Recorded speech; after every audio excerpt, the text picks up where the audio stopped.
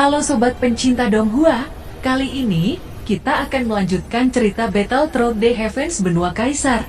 Cerita dan video ini diambil dari channel Nobarta. Tanpa banyak basa-basi, mari kita simak alur ceritanya. Melanjutkan dari cerita sebelumnya, pada saat ini Xiaoyan berada di batu kehamilan dewa. Chaos Immortal melangkah maju lalu berkata kepada Xiaoyan, "Saudaraku, saya membawa pesan dari ayah saya tentang Xiaofu Mansion," ucap Chaos Immortal. Saat mendengar kata-kata Xiaofu, ada firasat buruk di dalam hati Xiaoyan. Dia dengan cepat bertanya, "Apakah ada yang salah dengan Xiaofu Mansion?" Tanya Xiaoyan.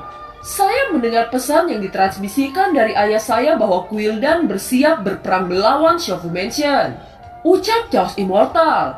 "Saya sudah menduga ini akan terjadi. Namun saya tidak menyangka bahwa Quildan akan memutuskan perang dengan sangat cepat," ucap Xiaoyan dengan suara dingin. Aura membunuh yang kuat keluar dari tubuh Xiaoyan. Dia tahu bahwa cepat atau lambat Xiaofu Mansion akan bertarung melawan Quildan. Tetapi Xiaoyan tidak berharap jika Quildan akan memulainya dengan sangat cepat. Bahkan dengan Xiaoyan tidak membunuh Dandan, tetapi Quildan sebenarnya menyatakan perang kepada Xiaofu Mansion. Tentu saja Xiaoyan tidak mengerti bahwa di balik ini Guiyin mendorong Quildan untuk berperang melawan Xiaofu Mansion. "Bagaimana situasi Xiaofu sekarang?" tanya Xiaoyan. "Quildan telah merekrut pasukan yang kuat di mana-mana," ucap Chaos Immortal. "Ini bukan masalah kecil. Terlebih lagi Quildan memiliki pengaruh yang sangat besar di benua ini. Sekarang saya harus membentuk tubuh Nan Erming secepat mungkin," ucap Xiaoyan. Setelah mengatakan itu, Xiaoyan tidak menunda lagi untuk membentuk kembali tubuh Nan Erming. Xiaofu Mansion membutuhkan Xiaoyan untuk memimpin semua situasi. Xiaoyan melangkah ke dalam Gunung Hitam untuk menyelesaikan proses tubuh Nan Erming. Sesampainya di batu kehamilan dewa, sosok Xiaoyan perlahan terkondensasi di batu kehamilan dewa. Dia melihat bahwa jiwa Nan Erming sangat lemah. Raja Naga yang berada di sini melihat Xiaoyan lalu berkata, "Bocah, apakah Anda menemukan cara untuk membentuk tubuh saya?" ucap Raja Naga. "Saya memang menemukan cara untuk membentuk tubuh Anda. Saya sudah mendapatkan benda yang saya butuhkan," ucap Xiaoyan mengeluarkan roh hantu yang dia peroleh. "Apa benda di tanganmu dapat membantuku membentuk tubuhku kembali? Jika itu memang benar-benar bisa membentuk tubuh, mengapa Anda mengeluarkan satu? Bukankah Anda ingin membentuk dua tubuh?" tanya Raja Naga. Xiaoyan tahu jika Raja Naga pasti akan mempertanyakan ini. Tetapi Xiaoyan ingin mengambil keputusan berani. Lagi pula jiwa Nan Erming dan Raja Naga tidak lengkap. Itu sangat sulit untuk menyatu dengan tubuh. Sebenarnya Xiaoyan ingin menggabungkan jiwa Raja Naga dan jiwa Nan Erming.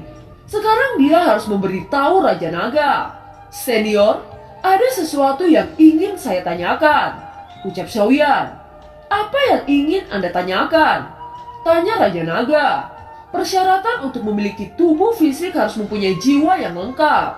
Namun jiwa Anda dan saudara saya memiliki jiwa yang tidak lengkap," ucap Xiaoyan. "Apakah maksud Anda saya harus menyatu dengan jiwa saudara Anda?" tanya Raja Naga. Xiaoyan mengangguk lalu berkata, "Ini adalah jalan satu-satunya. Anda juga tahu jika jiwa yang tidak lengkap sangat sulit untuk menyatu dengan tubuh," ucap Xiaoyan. Mendengar kata-kata Xiaoyan, Raja Naga menatap tubuh Nan Erming dengan aneh. Setelah itu dia berkata, "Bagaimana mungkin saya bergabung dengan tubuh manusia ini? Jika seseorang tahu bahwa saya Raja Naga bergabung dengan tubuh manusia, maka akan menjadi bahan tertawaan di benua ini," ucap Raja Naga. "Tentu saja saya tidak memaksa Anda. Jika Anda masih mempertahankan harga diri Anda yang sangat konyol, maka teruslah menjadi sisa-sisa jiwa dan menghilang dari benua ini. Apa artinya harga diri jika jiwa Anda tersebar?" ucap Xiaoyan. Mendengar kata-kata Xiaoyan, Raja Naga sangat marah. Tetapi apa yang dikatakannya sangat masuk akal. Apa gunanya harga diri jika dia harus mati?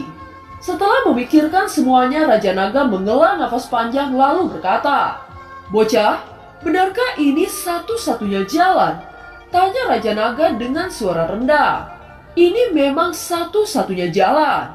Jika ada cara yang lebih baik, maka saya akan mengambilnya. Terlebih lagi, keputusan ini tidak buruk. Di masa depan Anda bisa membantu satu sama lain dengan saudara saya, ucap Xiaoyan. Baiklah, saya akan menerima apa yang Anda katakan, ucap Raja Naga. Mendengar ini, Xiaoyan tersenyum lega. Dia tidak membuang-buang waktu dan mulai memfokuskan pada batu kehamilan dewa. Setelah itu dia menarik jiwa Raja Naga dan menggabungkan dengan jiwa Nan Erming untuk membentuk jiwa lengkap. Saat jiwa Raja Naga memasuki jiwa Nan Erming, jiwa Nan Erming yang semula transparan menjadi sangat bercahaya. Kedua jiwa yang tidak lengkap itu bergabung menjadi satu. Karakter-karakter naga menyelimuti jiwa Nan Erming. Melihat perubahan ini, Xiaoyan melemparkan roh hantu di tangannya.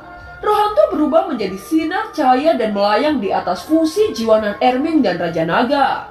Setelah itu api surgawi keluar dari tangan Xiaoyan. Saat ini Xiaoyan menggunakan batu kehamilan dewa sebagai tungku. Dia mulai membakar batu kehamilan dewa dengan suhu yang sangat tinggi. Di bawah pembakaran api surgawi, fusi jiwa dan roh hantu mulai menyatu. Dan secara bertahap organ manusia, darah dan daging mulai tumbuh dengan kecepatan yang lambat. Setelah 2 hari melakukan pembakaran, tubuh Nan Erming sudah terbentuk.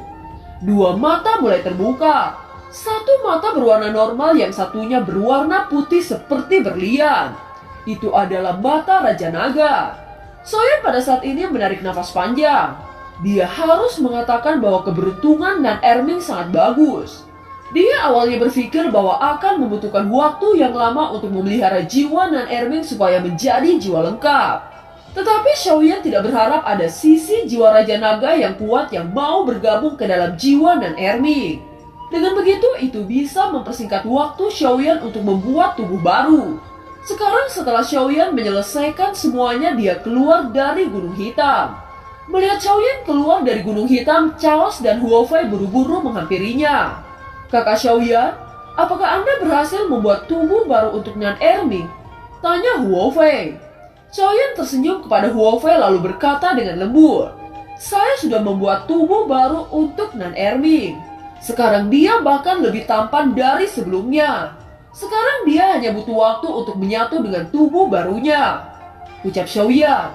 Mendengar ini, Huofei sangat gembira dan dengan cepat bersujud kepada Xiaoyan.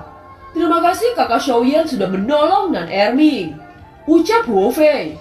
Xiaoyan langsung memegang tangan Huofei dan berkata, Huofei, jangan seperti ini.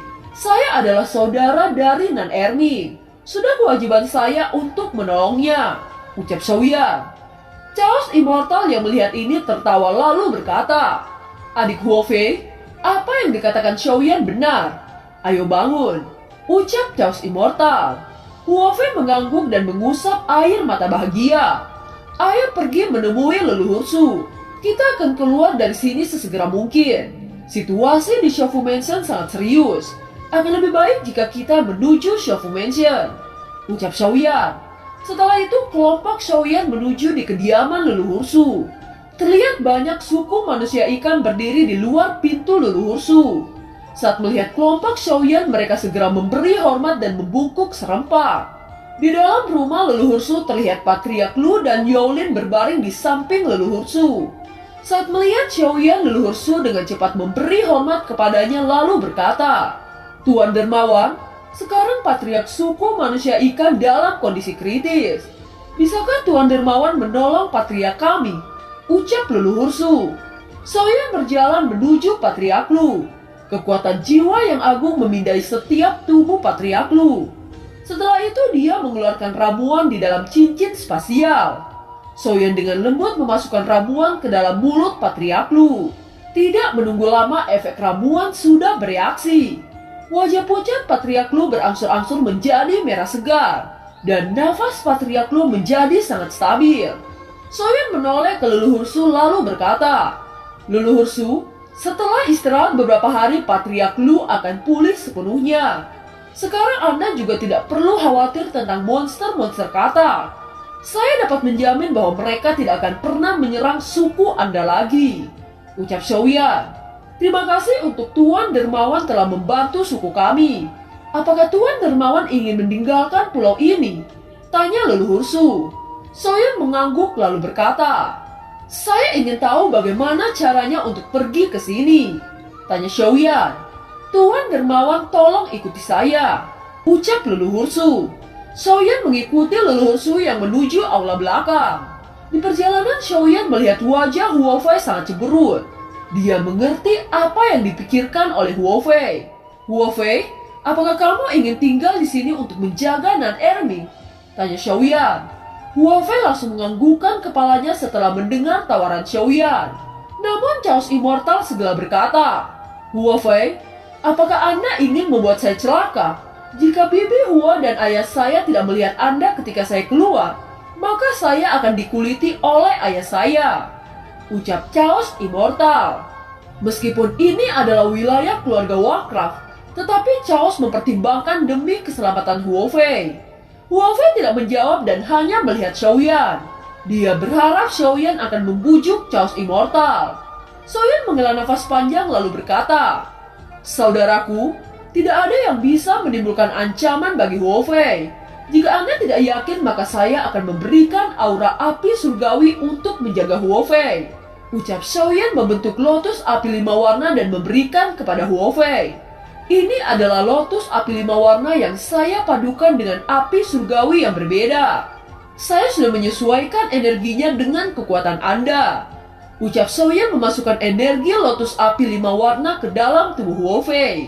"Kalau begitu Huo Fei akan menunggu kalian berdua untuk menjemput kami," ucap Huo Fei kepada Xiaoyan dan Chaos Immortal. Keduanya mengangguk dan segera bergegas ke lubang hitam untuk memasukinya. Leluhur Su menyaksikan Xiaoyan dan Chaos Immortal yang perlahan-lahan menghilang. Dia berdiri untuk waktu yang lama sebelum leluhur Su pergi dari lubang hitam. Hanya butuh waktu beberapa nafas, Xiaoyan dan Chaos Immortal sudah berada di gua raksasa. Pada saat ini dia berdiri di atas kepala ikan raksasa. Xiaoyan dan Chaos Immortal saling memandang sebelum dengan cepat bergegas meninggalkan gua raksasa ini. Setelah beberapa saat kemudian, keduanya sudah keluar dari pegunungan primitif. Scene berganti di aula keluarga Warcraft. Terlihat sosok Chaos Batian yang sedang duduk dengan sesosok berbaju putih membawa tongkat emas. Jika dilihat secara hati-hati, wajah dari sosok itu adalah Suihan yang mengunjungi Zen Bufan sebelumnya. Tetapi sekarang ada beberapa penjaga yang melindungi di belakangnya. Nampaknya setelah kecelakaan sebelumnya, Quildan tampak lebih berhati-hati saat menyuap kekuatan-kekuatan besar. Suihan berkata, "Aku tidak tahu apakah Patriark Batian menerima niat baik dari Quildan kami. Patriark Batian pasti pernah mendengar tentang pil Jutsu tingkat 4 ini kan? Dan jumlah dari pil tingkat 4 ini mencapai 20.000. Apa yang diinginkan oleh ketua Quildan kita adalah sikap netral keluarga Warcraft. Selama Patriark Batian tidak ikut dalam perang ini, maka semua pil ini diserahkan kepada Patriark Batian. Bagaimana menurut Patriark?" ucap Suihan itu. "Biarkan aku berpikir tentang ini," ucap Chaos Batian tidak bisa tidak tergoda dengan tawaran setinggi langit itu. Tepat ketika Chaos Batian masih berpikir, tiba-tiba terlihat dua sosok mendarat di luar aula. Mereka berhenti di pintu masuk dan perlahan-lahan memasuki aula. Kedua tokoh ini adalah Xiaoyan dan Chaos Immortal. "Mier, apa kamu sudah kembali?" ucap Patriark Batian. "Ayah, aku baik-baik saja," ucap Chaos Immortal. Tiba-tiba Batian menemukan bahwa ada satu orang yang tidak terlihat. Seketika suaranya mengeras saat berkata, "Bagaimana dengan Huo Fei? Apa yang terjadi?" tanya Batian. Huo Fei adalah putri dari Huo Chai, dan Chaos Batian juga memperlakukannya sebagai putrinya sendiri. Jika sesuatu benar-benar terjadi pada Huo Fei, bagaimana Batian bisa menjelaskan kepada Huo Chai? "Paman Batian, yakinlah bahwa Huo Fei baik-baik saja. Dia sementara waktu tinggal untuk tetap menjaga Nan Erming," ucap Xiaoyan. Batian menghela nafas lega setelah mendengarkan Xiaoyan bahwa Huo Fei aman. Namun dia masih menoleh ke Chaos Immortal untuk berkata, "Jika sesuatu terjadi pada saudari perempuanmu, aku harus membunuhmu, kelinci kecil," ucap Patriark Batian. Chaos Immortal tidak menjawab dan hanya menggaruk kepalanya. Tiba-tiba dia menoleh dan melihat beberapa orang berdiri di sana. Ketika dia melihat lencana Quildan di dada mereka, seketika ekspresi dingin melintas di wajah Chaos Immortal. Xiaoyan juga melihat ke arah mata Chaos Immortal. Setelah Xiaoyan melihatnya, ekspresi Xiaoyan juga berubah. Sontak tubuhnya dipenuhi dengan niat membunuh. Dia melihat pemimpin kelompok itu memegang beberapa pil obat dengan jumlah besar. Dari sini Xiaoyan bisa menebak bahwa tujuan dari Quildan ini untuk menarik keluarga Warcraft. Apakah kamu dari Quildan? Tanya Chaos Immortal kepada Suihan. Saya Suihan menyapa putra terhormat dari keluarga Warcraft. Saya mendengar bahwa Tuan Muda Chaos Immortal suka senjata lapis baja. Quildan kami bisa memberikan secara khusus kepada Anda. Ucap Suihan itu dengan liciknya. Setelah mengatakan itu, dia secara alami melihat Xiaoyan dengan tatapan sinis. Tetapi mereka para Quildan memilih untuk mengabaikannya secara langsung dan tersenyum untuk menghadapi Chaos Immortal. Pergilah dari sini, ucap Chaos Immortal dengan penuh kebencian. Melihat tatapan dingin dari Chaos Immortal, Suihan masih tersenyum saat berkata, "Saya pikir teman kecil Chaos Immortal harus berpikir secara jernih. Quildan kita adalah sekutu yang tepat untuk keluarga Warcraft Anda," ucap Suihan. "Bajingan!" teriak Chaos Immortal melangkah maju secara langsung. Tetapi sebelum dia melepaskan serangan, tiba-tiba Batian menghentikannya dan berkata, "Saya benar-benar minta maaf. Seorang anak kecil memang tidak tahu bagaimana untuk sopan santun," ucap Patriark Batian. "Ayah, apakah keluarga Warcraft kita kekurangan pil sampah itu?" ucap Chaos Immortal dengan penuh kekecewaan. Matanya menjadi merah. Bagaimana dia bisa membuat keluarga Warcraft dan Xiaoyan menjadi musuh? Tiba-tiba Suihan itu berkata dengan wajah tenang, "Hahaha, meskipun keluarga Warcraft tidak kekurangan ini, tetapi pasokan eliksir selalu menjadi yang paling langka di keluarga Warcraft, bukan? Quildan kita bersedia memberi keluarga Warcraft lebih dari 20.000 dari pil tingkat 4. Dengan hadiah semacam ini, Patriark Batian tidak akan menolak, kan?" ucap Suihan. "Ya, hadiah semacam ini bagaimana keluarga Warcraft kita menolak? Yakinlah, keluarga Warcraft kita tahu bagaimana melakukannya. Dan inilah saatnya untuk memberikannya," ucap Patriark Batian. "Aku berharap Patriark akan melakukan apa yang Anda katakan," ucap Suihan. Setelah itu dia selesai berbicara, dia berbalik bersama para bawahannya. Ketika mereka berbalik, mereka tersenyum pada Chaos Immortal terlebih dahulu. Dan kemudian melihat Xiaoyan di sebelah Chaos Immortal. Suihan meninggalkan tatapan tantangan dan dengan cepat pergi. Chaos Immortal gemetar hebat dan langsung menatap Xiaoyan. Xiaoyan yang melihat mata Chaos Immortal seperti darah, dia menepuk bahu Chaos Immortal. Xiaoyan tersenyum sedikit saat menunjukkan bahwa itu tidak masalah. "Saudaraku, terima kasih untuk semua bantuanmu kepada aku. Sekarang saya harus kembali ke Shofu Mansion untuk menghadapi Quildan yang terhormat itu," ucap Xiaoyan bahkan tidak repot-repot menoleh ke Batian saat berbalik pergi. Tepat ketika Xiaoyan mengambil 2 langkah, tiba-tiba teriakan terdengar.